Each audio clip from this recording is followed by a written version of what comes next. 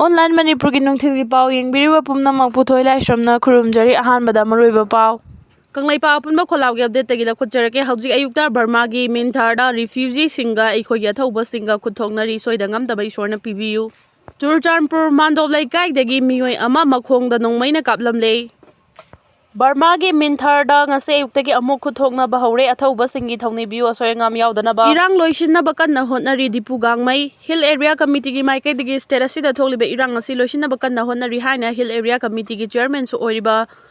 Nungba ACG MLA Dipu Gangmai Dinganglung Gangmai na Fangdri state asigi hauzik oiriba irang asigi matangda Hill Area Committee gi maikai dagi kari khongthang loba leire haina paumisi na hangba wahang amada Mahang hai imung manunggi oiba wathokni ngakpiba amadi kauthokna bana wathok asi loisinna bagi lambi oigani Hill Area Committee gi maikai digi elected member singa pau fauna bagi thabak chathari lingjel manana Chatmin nanaba hotnari elected member singi marakta pau ningthina faudok tabagi kanaba amadi mangjaba sing loina khangminare state asigi wathok asi imungi oiba wathokni wari sanaraga waroisin prokpa yagani elected member singna lingjel manana leiminaba changi irang asi loisina bahotna baga loinana state asida tapna mahausagi fibamda hanjilagli state asi manglomda mangamsa na changshin bagi mamishu uba phangli hai tuningthogi post agi lokhocherake Kuki Khra village thadolaga chenba yauramme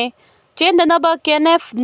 gi Kuki sing da piba apilni kadai da karamba Kuki villager sing chen bano haibadu pande chelamba taragadi Ukhrul Kamjong district lom dagi chen khibo oigani maramdi makhoi gi apil asida yeknaba singna maitei amadi naga Kuki gi lam mulhan khiba yade hairi Kuki sing asi British ka lam thengnara I hairi 1993 dagi Kuki gi lam pixel lagle hairi housing makhoi thawai thabaki dana lam gilan thengna hoda ba taragadi amu hana lam phanglaroi hairi Naga Singi Maheroi Luf Naga Student Federation NSF na Lauthoki ba matungina tangkhul Maheroi Luf tangkhul katamnaw saklong TKS na barat lanmi natraga paramilitary force na kariguma makhala matagi mateng pangdaba haiba firef adu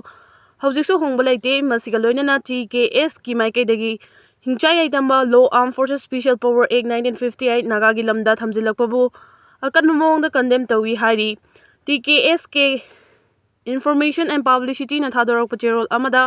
Santi pamjaba naga sing nang asisu santi amasung ingtapa punsi marel amada hingli adubo asiguma santi oina leijariba naga sing na khunda ba mafam singda Armed Forces Special Power Act 1958 thamjilakpa haibasi naga miyamgi wakhalda amadi thamoida barat lanmina khihanba tamchiba crime kaya afaspagi marumda chahi kaya chathaduna lakhiba du ningsengduna adomak lehanaba pandamda thamjilakpani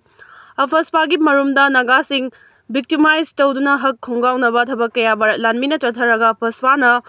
While amata chathadana kangkhatuna thamba adu ningsengduna leihanaba faswa asi thamjilakpani